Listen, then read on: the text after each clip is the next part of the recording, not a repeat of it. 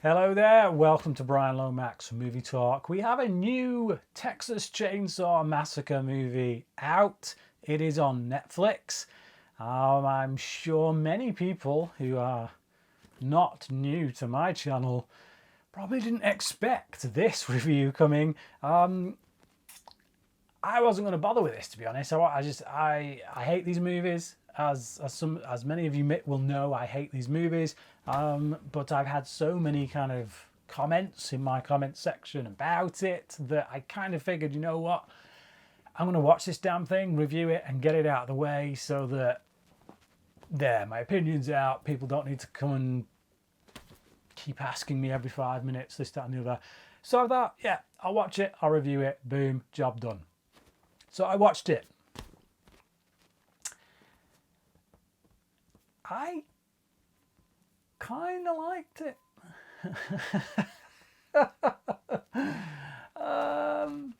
Not greatly. Like, this isn't, we're not talking Scream level of slasher flick here, which is, Scream and Psycho for me is still the pinnacle. But you know what? I had fun with this movie. Something I never thought I would say about a TCM movie, ever. So this is produced by Fede Alvarez, and he also had a hand in the story. It is directed by David Blue Garcia, and you know what? They've done a reasonable job. Now, it suffered from a lot of the pitfalls of this kind of movie. Characters make dumb choices. Some characters have dumb motivations. Now, the elephant in the room, which I'll just say, which pretty much people who haven't even seen the movie have already said. If you saw the trailer, it was glaringly obvious that the film was taking the blueprint from Halloween 2018, basically. Literally, if I tell you the story for this, you've got an old serial killer from the past who committed heinous crimes. This is forgetting all the sequels that came after, just as Halloween 2018 did with the original Halloween. So it calls back to the heinous crimes. We have a surviving victim, the one surviving victim from those heinous crimes. She's been waiting for 50 years for Leatherface to resurface so that she can go after him with a vengeance. And it seems as though that's all she's been waiting for these 50 years. And yeah, he resurfaces, she goes after him. It is literally Halloween 2018.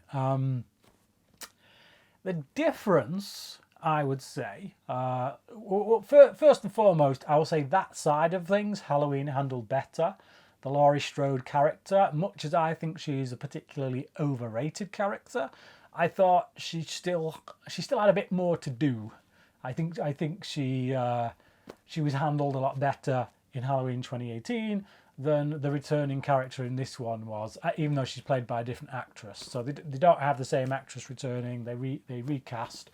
But yeah, she makes dumb choices. What they do right here, what I think they do better than what Halloween 2018 did, is the new characters. So we have these two sisters, Leela and Sarah, however you pronounce that, and it's really their story.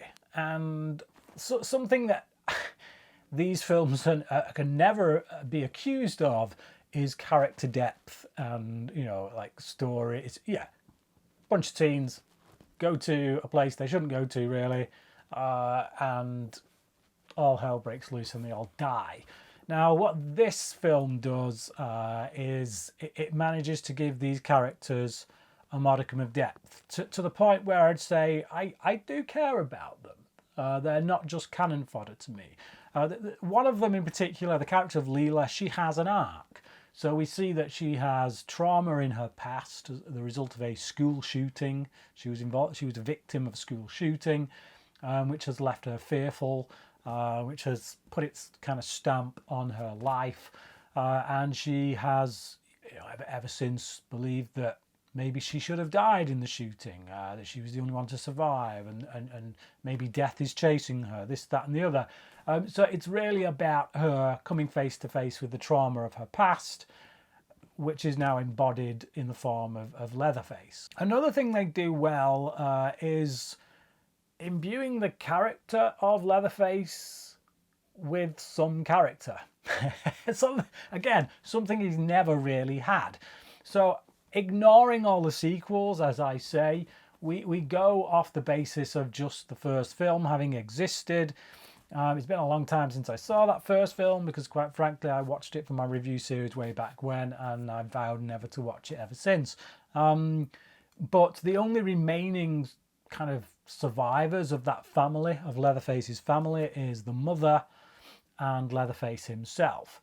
And it seems to me, based on what we're given, based on the clues, based on how they are set up, that after the crimes that Leatherface committed and the other family members, that the mother has somehow tamed him down, covered up the crimes, and is happy to live on in peace, maybe, you know, keep things quiet, stay under the radar, protecting her son, who clearly has mental issues. I don't recall her being in the original film, the character that is.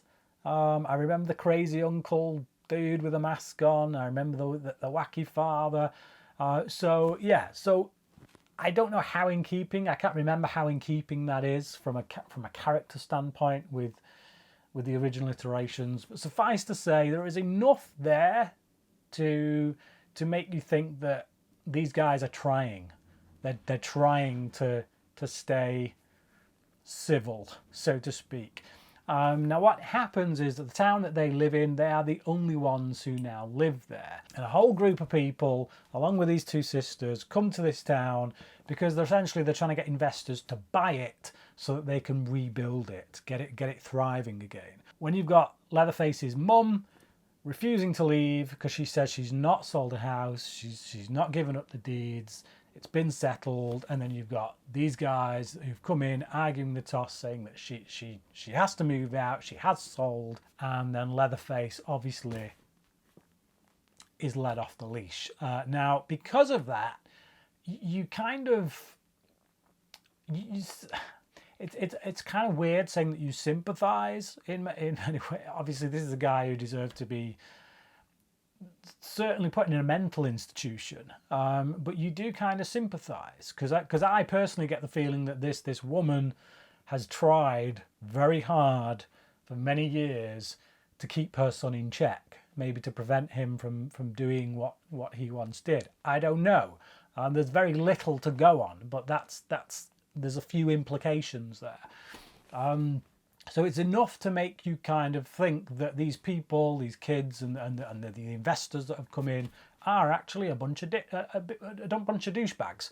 Now the sisters, I feel sympathy towards because they are the ones who show compassion. They show compassion towards the mother, and it makes me root for them. Obviously, they've got their own troubled past, their own traumatic past, and they also show that they do care for other people besides themselves. So that makes me root for them. There's some depth there to their characters. Another mould that they break from the previous films is with this character of Richter, played by Mo Dunford, who, you know, throughout this series, basically Texas, if you go to Texas, you're asking for trouble. It's full of hicks, it's full of hillbillies who are all inbreds, all carry guns, and will most likely kill you.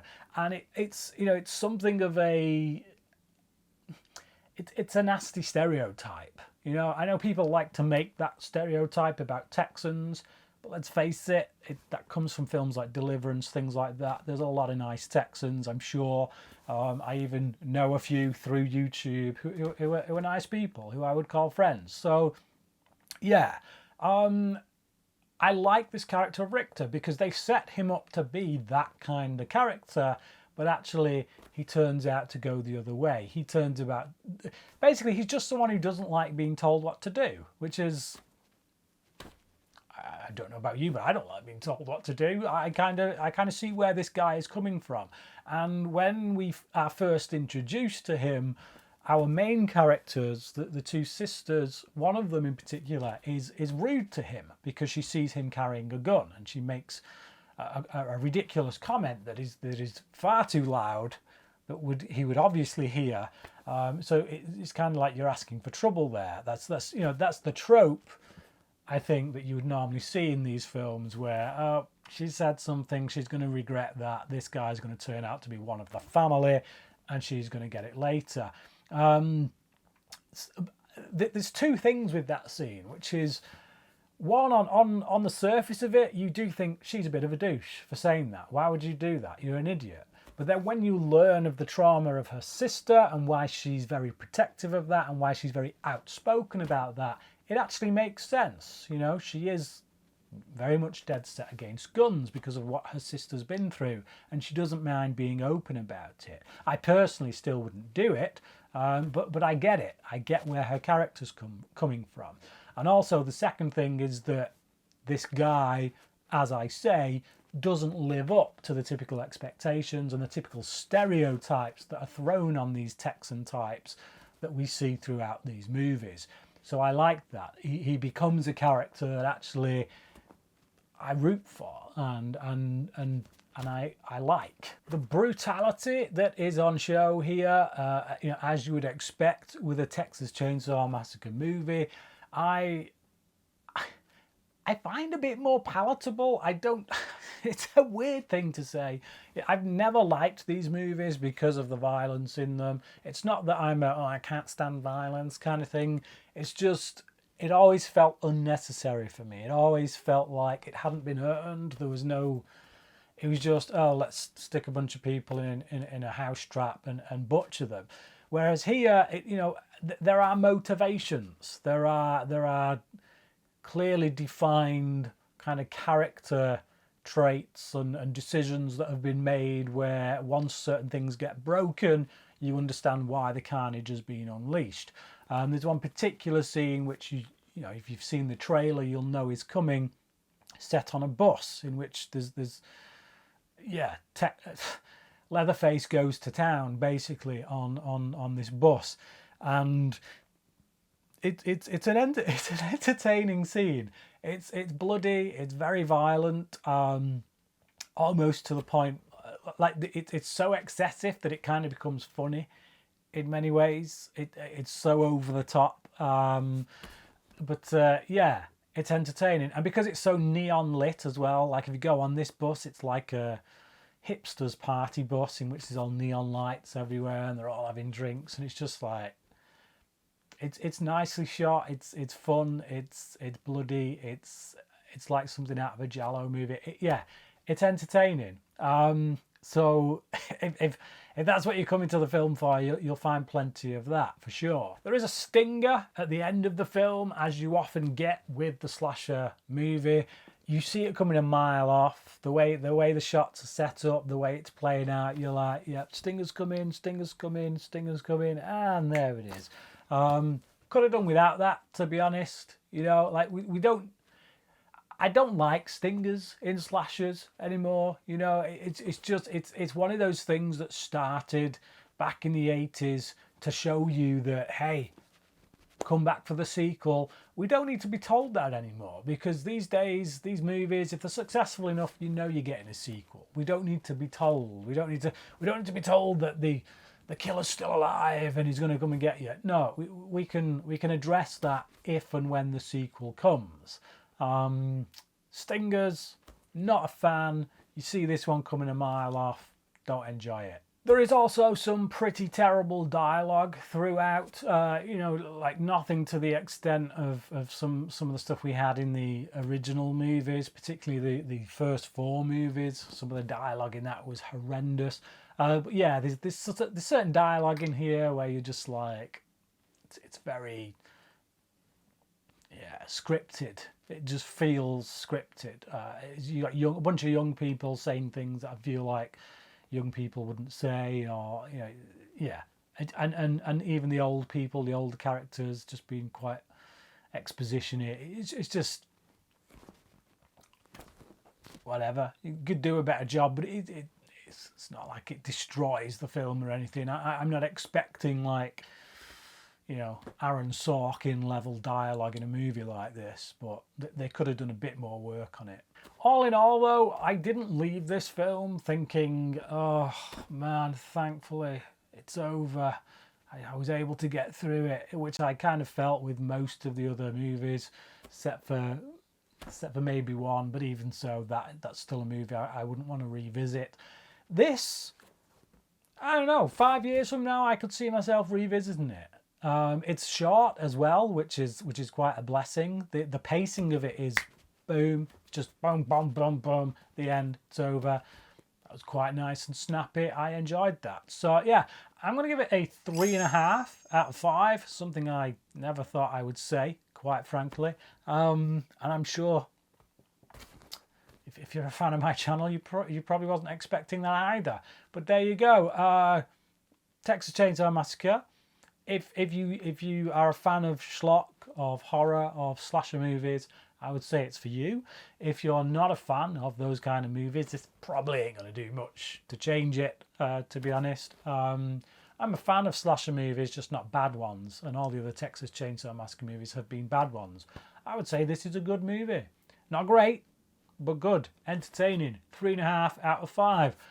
But what about you? Have you seen it? What did you think about it? How would you rank it alongside the others in the franchise? Comment below, let me know your thoughts. Thank you for watching this video, and until next time, cracking.